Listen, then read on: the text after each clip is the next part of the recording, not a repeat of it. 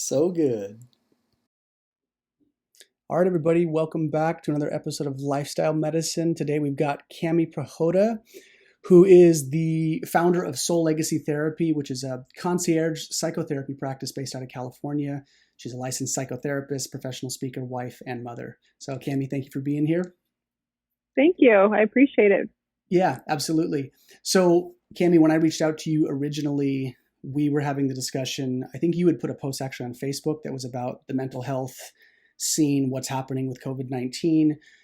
And I reached out to you saying, I'm seeing something kind of similar with my clients, just about the mental health essentially slowly declining the longer we are in quarantine. And given your background, I kind of wanted to hear just your take before we dive into everything, just your take on this scene and what you're seeing thus far with your clientele, and what are your thoughts on the current situation? I think the biggest thing that I'm seeing is just really more than anything has been it really kind of panicked in the beginning. We kind of settled down a little bit once we had some dates and things. We thought we were only going to be going so far into this. And then once we went into kind of unknown again and kind of a little more ambiguity, then all of a sudden I saw it kind of ramp up again for folks where the anxieties and the fears and that kind of stuff started creeping back in the way I felt like it did in the beginning. I felt like we were kind of starting all over. We're starting to normalize. And then now I felt like we were kind of starting all over again. So, and with the people that are reaching out to you, what are you seeing, I guess in terms of what you would call quote unquote symptoms? What are we seeing with the people? Is it a general anxiety? Is it depression? Is it, panic, fear? Like, what are you seeing, I guess, at the emotional spectrum for the people that are reaching out to you? Well, kind of all of the above. What you mentioned, I feel like it's just exacerbated a lot of underlying stuff for people. So things that they might have had a really good grasp on before, now we're kind of dropping back down to that a little bit more of that primal spot. So when the fears get bigger or we can't control things the same way that we have been able to before, it all of a sudden, then the anxieties get more, then the depression gets more. We don't have our normal resources available to us that we'd be able to utilize because we're sheltering in place, or we don't have access to the same, family members, or we're not doing the same activities and things like that. So it really just kind of made all of those, what for most people have, I think everybody has a little bit of an underlying, something going on at different times. But for those folks, it just exacerbated that even more as far as the anxieties, depressions. And I mean, the reality is as human beings, we're social creatures, right? So we're used to our tribe. Even if you're the most loner person ever, you still have your routine, right? And so we operate as a pack. So it's been really hard on a lot of people.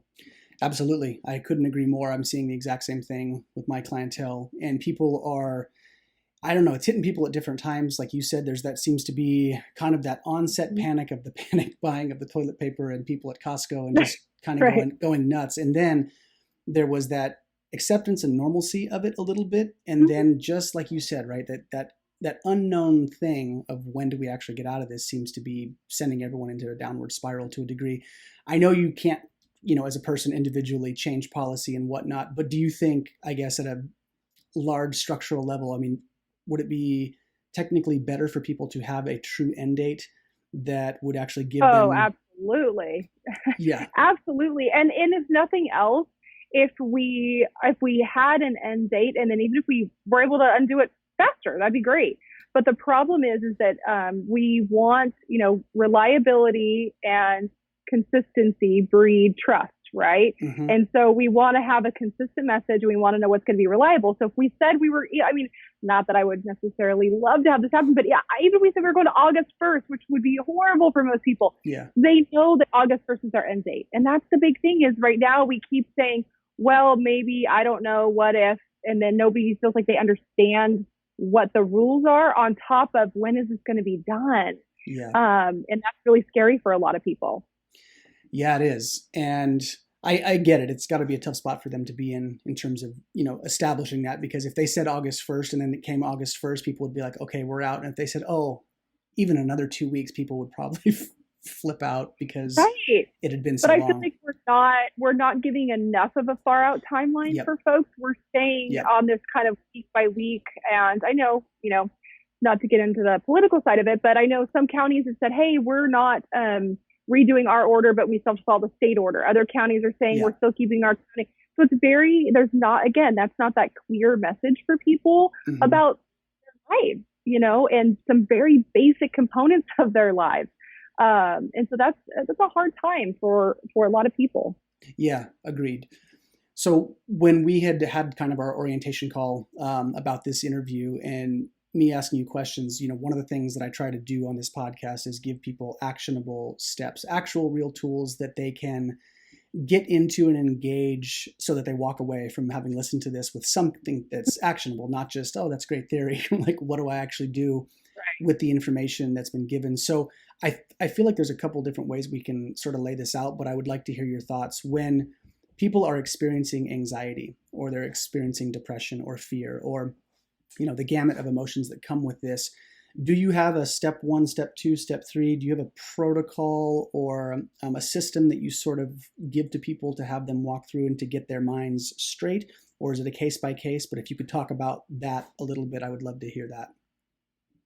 Well, the first step I always try and get folks to understand is that it's okay to get small. And what I mean by that is you really kind of shore up back to a feeling of safety a little bit again. So whether that's, your closest resources, kind of shutting other things out. I feel like the social media right now is its own beast. As much as we love to have instant access to information, Yeah. sometimes we could be going along and having a better day, and then all of a sudden that instant access to information sends us down a rabbit hole of anxiety because of the information that we found. And I always jokingly say, like, I don't personally choose to live my life by the judgment of keyboard warriors.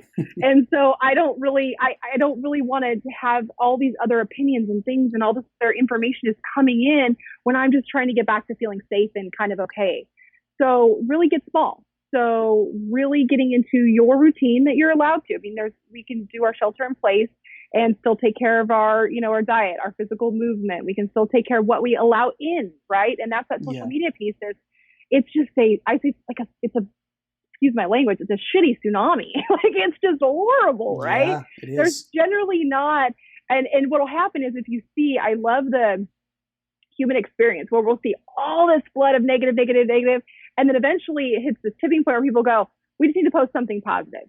Here's something, a positive stat. Some people just go straight to the puppies, right? They're like, we just want pictures of cute dogs all day long. That's what we're going to fill our timeline Yeah. with. Let's get cute. Right. And again, everybody has a different way of dealing with it, but we can't control the same way if we're all over all kinds of social media outlets. Mm-hmm. And so really getting small or being very choosy with how much time we're spending, or particular really well-trusted sites, or just staying in connection with family maybe, but really getting small with that and controlling what we can control. It's very reassuring to hear you say some of those things, only because it's steps I've actually taken, I think, out of instinct and feeling exactly what you said. That social media piece is pretty huge. That seems to be a pretty consistent thread between a lot of my clients, is saying that they've either had to cut off social media. They go on, they're sort of fasting from social media. They're Right, they're having these exactly. like big gaps where they're not going to it.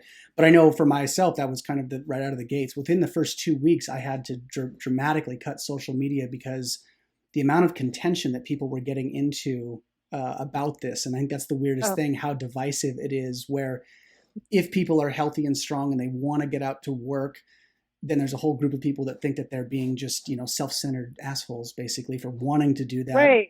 And then the immunocompromised people who are actually sick are on their own camp. And it's very dizzying, like you said, to have all of these different things and people being so conflicted at the same Yeah, time. it's so true. And the thing with that is, it's funny because it's not funny, but I'm an observer by nature, right? And Yeah. that's why I love what I do for a living, is really kind of just observing the human condition. And so now we're seeing that our time frame, where people in the beginning said, hey, I'm going to snooze this friend because we don't want to be the bad guy who unfriends Right. somebody or whatever social media platform is. And they said, I'm going to snooze this person. And now they're like, holy crap, it's been 30 days. My snooze is off now. So I have to go back. So it's funny because people Yeah. say, the joking memes, and we've used humor a lot during this time, which I think humor is a great sense of medicine. Mm-hmm. People say it's like Las Vegas, right? I don't know what day it is. There's day Yeah. drinking, and people say all this kind of crazy stuff, right?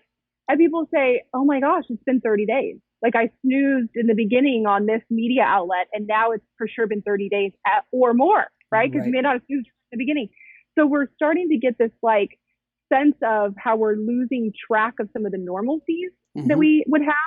And that's, again, throws people into that panic again. Oh, Yep. it's been 30 days. I thought it'd only been a couple of weeks. Oh, it's been 30 days. Oh, that's a really big deal. And so, again, it's that not understanding where this kind of ends, so to speak, Yep. and then those timestamps that are really, people are really struggling with. Yeah. Yep. Absolutely. And I would love to hear your thoughts. I've had my advice that I've given to my clientele around this, but given your line of work, I really want to hear what you have to say about this. A number of people have come to me and said they're having a difficult time with the boundaries. You just referred to it as the snoozing of a friend or a snoozing of a family member, or distancing themselves because the person is deemed negative, or they're a friend that they've been friends with since high school and feel obligated to be friends with. And people are instinctively backpedaling, like what you said, they're shrinking, they're getting smaller. But how do you encourage people to have those conversations in a healthy way? Because some people, this has happened as of yesterday. A person was like, I haven't been talking to this friend, and the person was like, what the hell? Like, why haven't you been talking to me? And they were just, they're like, I don't even have the bandwidth to explain to them that they're too negative. So I was like, yeah, Mm-hmm. these are difficult conversations, and that adds to the stress of what people are already going through. So what are your thoughts on that in terms of, having a healthy boundary established Well, conversation? I love boundaries. Boundaries should be your BFF. I Yeah. mean, they just really are, because that again is going back to any relationship. This is whether this is family, friends, your high school Yep. person, relationships with your children, your coworkers, whatever it is. The reality is the better me, the better we I can be. So if what I need to do is again get a little bit smaller, if what I need to do is just decide that it's campaign season and I'm going to block you, if I need to decide that your views on XYZ are just a little bit too much for me and I need to take a break from that, the better me, the better we, right? So in Hmm. order for me to be better and us to have a better friendship, a better co-working relationship, the reality is we avoid those things everywhere else Right. naturally, but social media is one of those like last frontiers where we go, oh, if I disagree or I snooze it, then I'm the bad guy. And really, boundaries are just, again, it's creating that better me for that better we. There's colleagues and coworkers that were like, I never asked this person out to lunch. Why? Because they're not my people. Right. We can work together, we can coexist, it's fine. But I'm not going to sit down and break bread with this person. But some reason that social media piece, and I think it's because people get to then hide that keyboard warrior we were talking about. People then get to Yeah. hide behind versus this in-person communication, or that difficult people what they perceive boundaries as conflict. And really, boundaries are just a way of keeping yourself that shored up and a little bit smaller and healthier, quite frankly, for any relationship that you're involved in. So if I'm hearing you right, it's a state of healthy preservation, self-preservation. Absolutely. Yeah. 100%. And the reality is in times like this, things are strained. And so people might be out of their sorts. They might be a little more extreme than they normally are. But true relationships, and quite frankly, I say healthy relationships, understand and can respect that we can agree to disagree. And they can understand that Yeah. sometimes my boundaries are me getting a little bit smaller and it's nothing personal. And those are difficult conversations, but trust is built in the difficult conversations. Trust isn't built in the easy conversations. Anybody can have easy conversations. It's Agreed. built in the difficult times, right? So, Absolutely. And going back to this dynamic of the relationship with people and snoozing and making small, this has also come up quite a bit for me. And what we were talking about, the relationship to the news. If we think of the news as an entity or a person, more or less, like it's a yep. personality you're hanging out with, people are really conflicted. And I understand this too, because the mainstream media is sort of the access point to a degree. Yes, there are alternative sources, and it depends on the person, what they're leaning into and reading into. But people are really having this stress and conflict around, if I backpedal from the media, I'm no longer informed. And if I'm not informed, I'm in the dark. And therefore, if I'm in the dark, then I don't know when the shit is going to hit the fan, and I don't know what's really going on. But the more they watch it, the more stressed out they get. So what would your advice be for the people that are in that camp of, I have to watch the news to be informed? Mm-hmm. What are your thoughts on that? It goes back to the kind of be small concept is Yep. be selective, Mm-hmm. right? So if I'm going to choose this one or two media outlets, for example, that I'm going to follow, I'm going to be very selective in doing that. And also just set yourself a time limit, because Mm-hmm. the reality is that there is so many ways of getting in touch with people nowadays, right? Yeah. And so whether you follow Twitter, you follow Instagram, you follow Facebook, whatever your deal is, and you decide to only look at one for 20 minutes a day, and this is what it is, if stuff starts going crazy and you've already had your 20 minutes a day, somebody's going to get a hold of you. Like one of your people, Yes. somebody's going to call you and be like, oh my gosh, just so you know, the toilet paper is no longer being manufactured and we're now cutting up t-shirts. Do you need any? Like somebody's going to call you and help you out of that scenario, right? You have your tribe. Yep. So, but really, again, that's the getting small is also just even the time limit, being a little more selective, and really just taking a kind of sense of yourself. Like, how do I feel after I read this particular media outlet? Like, does it fire me up or does it calm me down? Is it reassuring or is it something that's incendiary? Like, let's really kind of check in with ourselves and then limit it. Just limit it. Yep. More than anything else. Yep. Less media calories in a sense. not eating quite as much. Sure. Yeah. Okay, fair enough. The other big thing that I'm seeing that people are struggling with something fierce, and I feel very blessed to be in the situation I am. I know you're married, and being quarantined with a family. I have a wife and daughter at home who are in the next room right now. Who I get a lot of physical affection as a result of that. I get to give affection. My daughter is perpetually entertaining and hilarious, just running around doing little kid shit that's really funny and sweet. And it keeps my heart light. And I get to, hug my wife and vice versa. So I have that.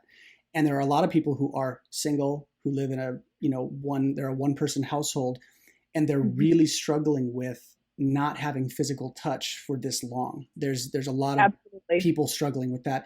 And what I've kind of seen is that with the emotional piece, if there's anxiety, there's depression, I've got a lot of outdoor exercise protocols, breathing techniques. I've got a lot of things that you can do to do that.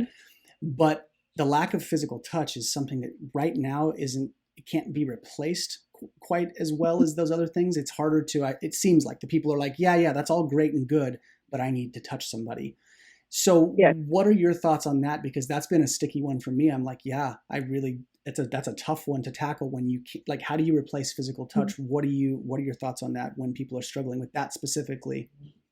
Well, one, I think it's the ability to even just talk about the struggle. So having somebody clearly I am an in-person energy person, like as cool as video chat is, I'm like, awesome to see you. I'd rather break bread with you in the same room. And so it's, having some type of interaction where you can see somebody else. So again, we're going to go to the other senses that when we can't have touch, right? So whether that's smell or sight, we want to go to all those other things. And we can't necessarily break the protocol, right? So we can't have a hugging party necessarily right now, but it's really that checking in with others. So people so you have something to bounce kind of off of, and utilizing all of your other senses almost to a more extreme, right? So for some people, the joke is the COVID-19 right now because everybody's at home baking bread. Apparently, you can't find it anywhere, right? I'm like, homeschooling's hard enough. I don't want to learn how to bake bread too. But anyways, I digress. But it's really utilizing all of those other senses to kind of backfill that slightly. But it's okay to also say, like, I'm really sad. Like, this is really hard for me I haven't hugged anybody in 30 days. I haven't hugged anybody in 45 days. My heart goes out to those folks that, aren't necessarily dealing with the COVID situation, but they have, we have a mutual friend who had a situation with going into the hospital. Like, I couldn't imagine not being with my spouse right now, or my child, or anybody that was a loved one, and how scared they are. So I'll be completely honest. When my grandmother went into the hospital, it was about 25 days ago now. What did I do? I went to my village and my resources and I said, hey, who of my friends works in the ER department at this location? Give me a call. So what could I do? I could get grandma a message that we're here. We just can't come in and see you. We know that you're there. We love you. We care about you. There's somebody else that can, and again, it's that access point. And sometimes just, again, about the communication of like, I hear you, I see you. I know that you're sad and scared, and so am I. But I'm still here. And utilizing those senses is a really key one. Makes me think about when people who have had sight for a vast majority of their life and they go blind, and then the other senses kind of kick up and they get stronger as a result to kind of counterbalance. It sounds like you're saying we have to kind of lean on that dynamic right now, given that physical touch is kind of off the menu for the time being. But yes, absolutely. And I don't want to take away from what you're saying though. And this is my frustration as a mental health provider is the depth of what you're saying. As human beings, we require touch. For anybody who's ever taken a Psych 101 class, you guys have seen the monkeys that will snuggle with the barbed wire over anything else just to be able to snuggle into something. We've seen some of the research and the studies and all that that's been around for years, right? So to act like that is not a major factor for what's going on for mental health, I think is just a ridiculously obtuse view. So that's my frustration as a mental health clinician when people go, well, you're home more, you can sleep in, or, oh, you can eat cupcakes all day if you want. Yippee. And for the person who hasn't had any physical touch in 30 days, I guarantee you they would trade those cupcakes for a hug. 100%. That's exactly what I'm seeing.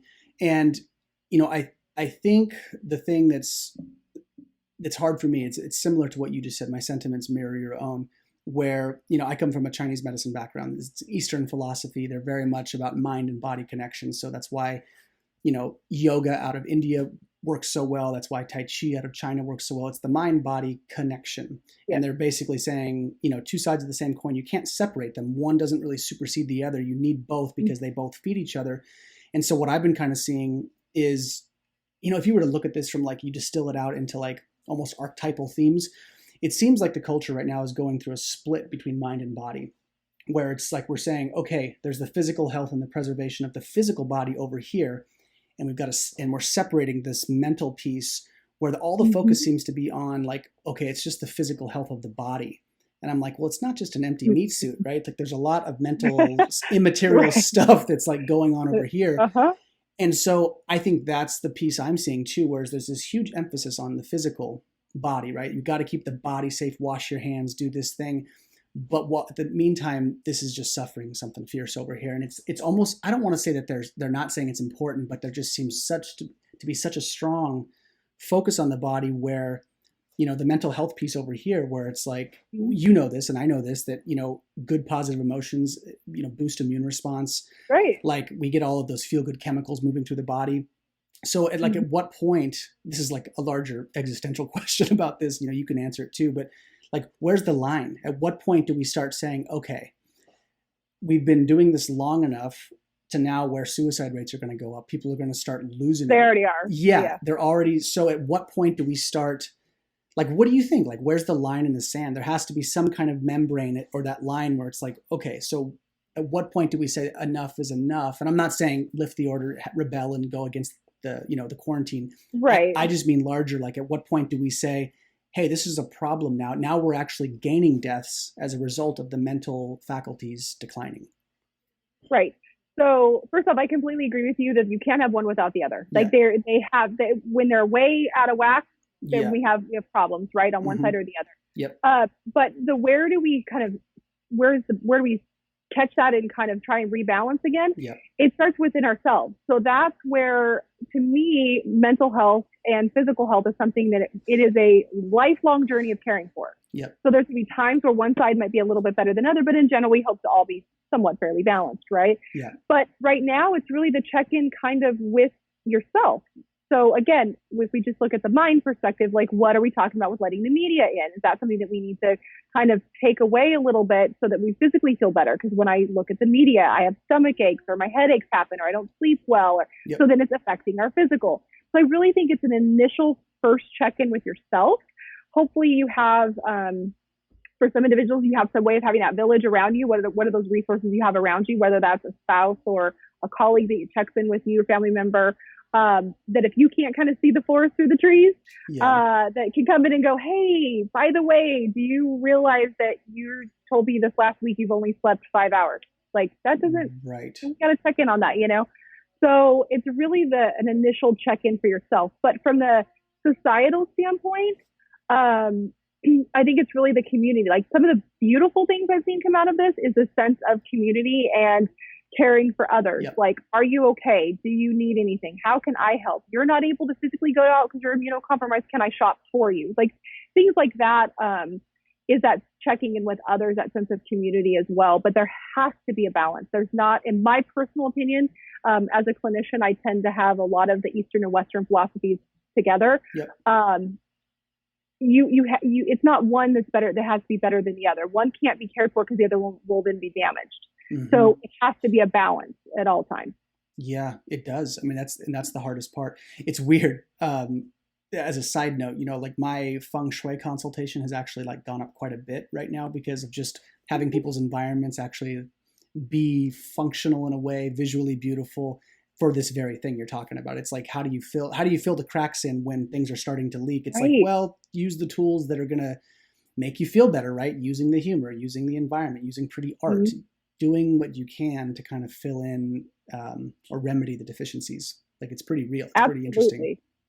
It's awesome. I mean, I personally, I mean, I love the feng shui perspective, and I think that you're speaking to folks are getting exposed to things that they weren't before because they're thinking, I didn't spend as much time at home. Like my home office, I Yep. wasn't spending hours on end in it. Right. Or now I'm going to be in this environment with my children. How do I make this space creative and learning? And so people are evaluating things in a totally different perspective. And feng shui is an amazing way to come in and change the Yeah. energy in a room that people may not have considered before.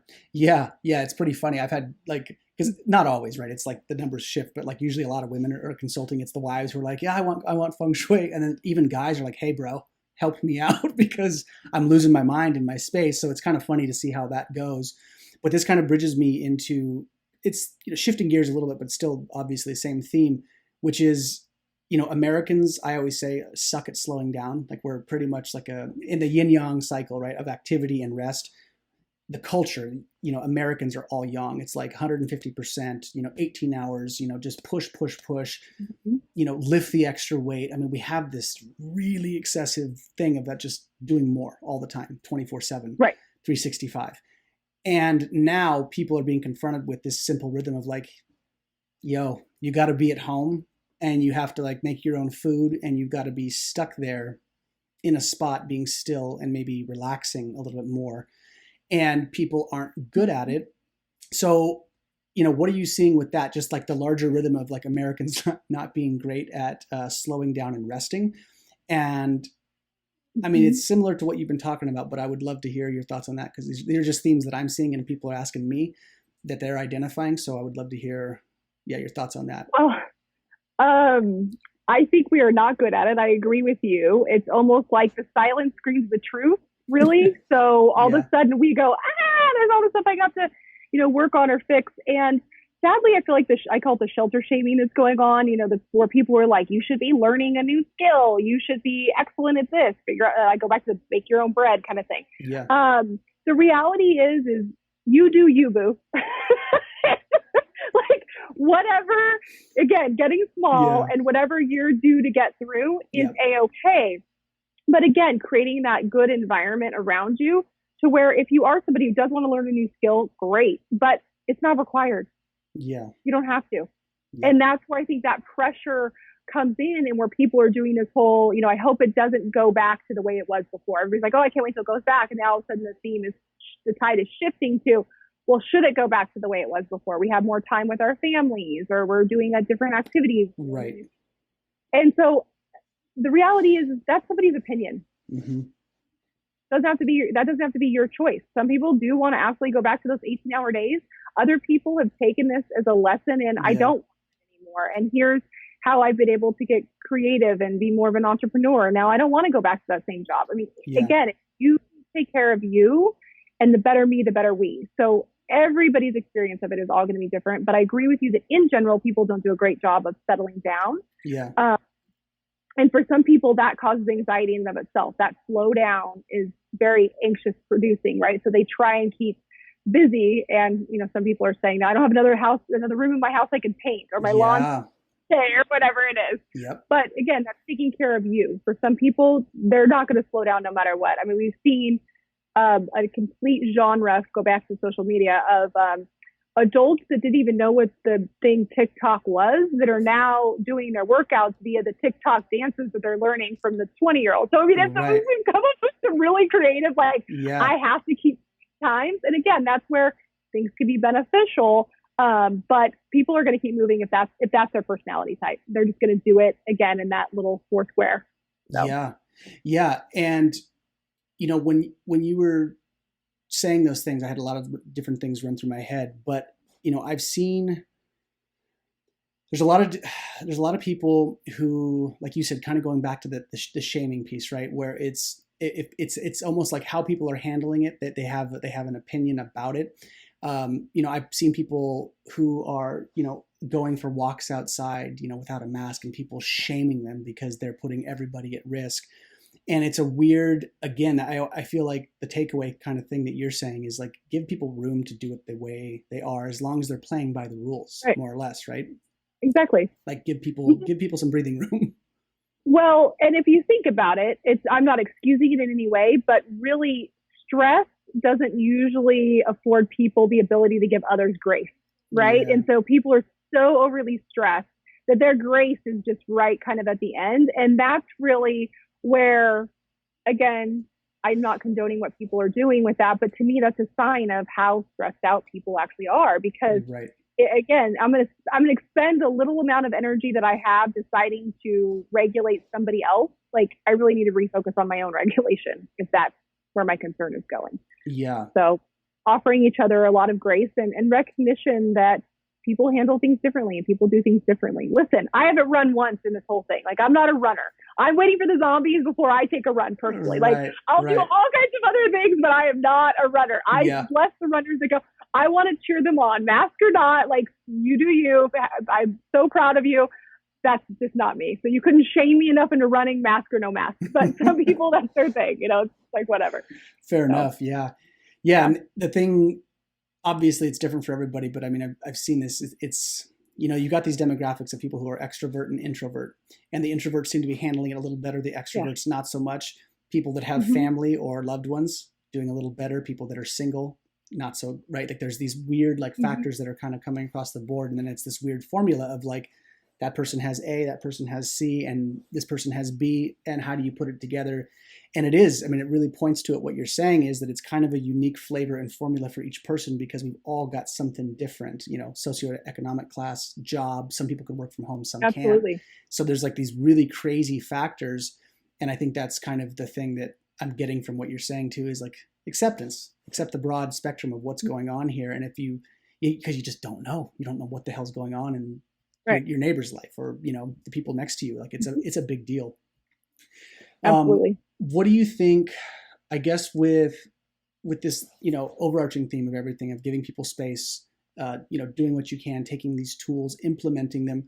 What do you think, is kind of like a all-encompassing wrap up to this idea that we've been talking about? I mean, is there anything else that you want to say that you feel like hasn't been said, or that you think people should hear, or things to consider maybe that they haven't before? Is there anything else, I guess, in this mix? I just want to be thorough in terms of getting everything out of this, because I feel like mental health is pretty important right now. I mean, I just think the reiteration of making sure that you are taking care of mind and body, and the checking in with yourself. Because again, those might be a little bit out of whack depending on the day, but really that check-in with yourself, and that boundaries are absolutely okay. Yep. The better me, the better we. And so now's the time to really kind of shore that up and really do some self-care so that you can care for others, right? So that's, I think, the biggest takeaway is just making sure that we have, as much as possible, that balance, that check-in and the boundaries piece is key to me. Yeah, it seems pretty reasonable. I mean, I think it's I think for some of us it's common sense, but I think a lot of people who haven't had to deal with this, where you're stuck in a space for this long, the boundaries are becoming pretty real. I mean, I'm even having to do it with my daughter, and not in bad, aggressive ways, but I'm having to be like, okay, we're seeing each other a lot more. So as a result, there's going to be some different rhythms, and it's new terrain, but it's good. It's not bad. But it seems like it's going to help everybody. In your scenario, right, because you have your daughter. I have two daughters, and so bless their little hearts, I love spending all this extra time with them.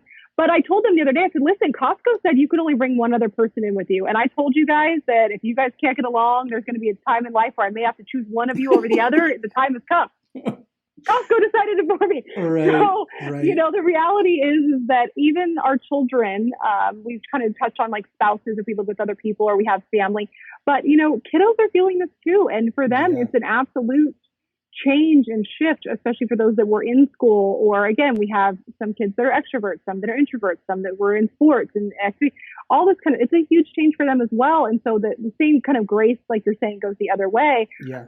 But it's creating boundaries that we've never had to experience before. When kids are, for example, the school situation is a whole nother beast, because as much as we've all kind of adapted, I'm personally like super, I mean, teachers hands down are just amazing individuals anyways, Yeah. especially elementary school teachers, in my opinion. But the adaptation of now our home space, which used to be utilized for one thing, is now cornered off school space. Yep. And what those rules were constantly, changing and adapting those things for kids who were going, well, wait a minute, I used to feel snuggle. Whenever dad was around, it was time to snuggle time. Right. Now when around, dad has to be on a podcast. Dad has to do this. So it's definitely a lot of challenges, again, even for the little ones that are involved. A lot of different rules. You brought up a good point, and this has happened with my daughter. We've talked to her. We haven't. I mean, we, as best as a 3-year-old, almost 4-year-old can understand, we've talked to her about what's going on. Yeah, there's some germs. There's some things going on. It's temporary. It's not going to be forever. But when she's seen my mom, if I go for a bike ride with my mom, my daughter is even walking up to my mom, her grandma, and you can see her just kind of, already it's in her body where she's starting to keep her distance from, like her grandma. And it's a weird thing. And I'm having to constantly reiterate and talk to her and be like, hey, baby, I understand. I'm proud of you for doing, like what we're asking of you. And also this will pass at some point where you can hug Nana Lou and give her a hug and do all those things. But it is a weird, pulls on me. I can emotionally, it's like, I don't like seeing that. That's a weird, that's totally new mental terrain for me to go through, to see my daughter pulling away from her grandparents, and my wife's mom, same thing. So it's this weird thing. And just going back to what you had said a little while ago, you said there's people that want to go back to the 18-hour days. There's people that want to go back to this frenetic, crazy, overworked thing. And there seems to be that pull. Some people just, like for me, I think it's good that people are getting a break from that because it wipes people out. But I think a lot of people are just like the normalcy of social contact, touching, hugging. That's where it seems like a lot of people are wanting things to come back to. And so there's that divide, right? People that want the physical touch back to normal, and then people that want the work, right? And the excessive like push back to normal. So I guess that's kind of the weird thing that we're kind of juggling. It's like we want some things to go back to normal, but maybe not all of them, right? Like there's a weird kind of push-pull between those things. Well, that's a check-in with yourself, right? Because again, some people have decided, again, they don't want to go all the way back. They want to go in the middle. They want to do something completely different now. This is, I would love to know the statistics on how many people are actually now buy tiny houses when originally they thought it would be a great idea. And those that actually are like, no, now I think it's awesome. Yeah. I'd love to see how that's kind of changed for people. But, again, that's the personal check-in. And I look at that and go, with grace, you can decide what works best for you. And I get to kind of decide what works best for me, with zero, shaming on either side of that. Right. So it gives us a time to, if nothing else, the only thing I challenge people to is just kind of check in and evaluate for yourself. Right. What you choose at that point is fine, but really take the time to check in and evaluate. And last question, then we'll wrap this up. Some of the stuff being tossed out by the social media, of course, drives me nuts, because they're saying, handshakes are a thing of the past and we have to salute or bow to people from here on out in human history. And when I hear that kind of stuff, I almost feel like it's negligent and reckless. I'm like, what are you putting into people's minds that we can't go back to the things that actually are really good for us? Physical touch, physical contact. But I also know that when this is over, there's going to be people that are like, whoa, I'm not touching anybody. There's going to be this weird like scar in the psyche from this. So, my personal opinion is just that I want people to get back to touching at some point, physical contact. What's your opinion, just as a person, about, getting people back into physical contact with one another, and this whole thing about, we have to remove, because the next logical leap is like, well, if handshakes are gone, that means hugs are gone. That's an even more intimate type thing. And I'm like, that's not good. Like, that's not good for anybody. It's not even good for our microbiome. That doesn't even make sense to me. I thought, like, what are we doing? Like, that's right. Well, so that to me, clearly touch is a vital part of who we are as human beings. So to eliminate that altogether would absolutely, I could not disagree with that. Like, it's horrible. Yep. It's from a psychological standpoint, the level of damages and disorders and physical things. It's horrible. So I can't even say that enough. But with that said, There are going to be some folks who are like ready to have a hug party day one, and there's other folks that are going to have a little bit like you're seeing scars. And really, I think it's addressing what exactly where the fear is coming from, and how do we kind of go from that Venn diagram perspective, right? We're going to go from the rational mind, which is all brain, and the emotional mind, which is all emotion. We want to go to the middle, which is the wise mind, which says, I'm afraid. I realize physically this is something that I need, I emotionally want. How do I ease myself into that? Maybe my hugging or handshaking starts with just family, or maybe it starts with people that I trust. But to eliminate it all together, or to have that overwhelming fear that I can never touch anybody again, we're getting into that kind of disordered category, right? We have to, how do we peel that back a little bit to try and figure out what's exactly going on there, where we've eliminated something that is just a part of who we are as human beings. Yeah, and something needed, right? Like as you said, it's like biologically wired into us to have that. Absolutely, it 100% is, and I mean, just we have not had the most shining moments always in psychology. However, I will say that year after year, study after study, from animals all the way into human beings, we require physical touch. Cradle to grave, we require connection. Yep. Part of connection is physical touch. Yep. And again, whatever form that we are comfortable with, aside from this whole COVID thing, some people are great huggers anyways. They love it. Other people are like, I'm not a hugging person, but handshakes are fine. Other people are just cuddlers and cuddlers and cuddlers and cuddlers. Yeah. So, but we require it as human beings some form of physical touch. In order for us to grow up as healthy babies, we require physical touch. Right. All of the studies allude to the multitude of problems that we have when children grow up without having any type of physical touch. So beautiful. Absolutely has to be a part of ours. I love it. The last little just 2 cents to this, I've actually had a number of my clients, I've actually been teaching them self-administered massage.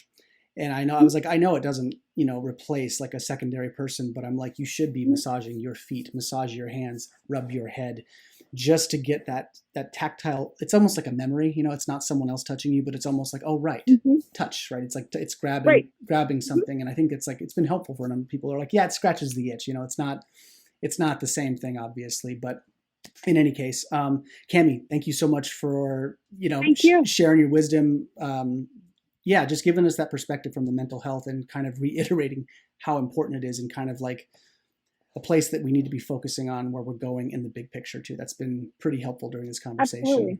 So I appreciate it. Thank you for having me. Yeah. Thanks. I appreciate it. And if people want to, track you, if they want to see what you're doing, websites, like where can people find you in terms of social media and website? You can find me at soullegacytherapy.com, and that has all of the social media handles that are all there. And feel free to reach out if there's any questions that come up, or somebody just even needs a suggestion for a resource or anything. Yep. Feel free to reach out. I'll give you a virtual hug and send something back. So. Great. I love it. And just to kind of flush out what you just said, are you, if people wanted to work with you, you're doing distance consultations kind of right now? Is that how that works, or does that work? Or? Oh, you're opening up such a big door right at the end. Well, I'm going to be completely transparent and honest. For some people think it's a blessing. Some people think it's a curse. I fall under an essential service. And so my clients, I allow them to make the choice for themselves. So I still offer in person as a medical appointment, and I offer them telemedicine if that's what they prefer. We have all kinds of precautions into place and everything for those folks that decide to come in physically. But for some folks, this is the one thing that they say they can come in and not be shelter shamed for. So they're like, I'm going. So they prefer to still, for some folks, come in. So either or, whatever works best for the individual. Okay, great. Well, great. It's good to know that both are on the menu. But I had to ask because I know people. Still no hugs allowed, but yes, you're welcome to physically come in. The couch is still here. Okay, so you're good. Fair enough. Yeah. Well, Cami, thank you again. Take care of yourself. Stay safe and healthy, and appreciate your time.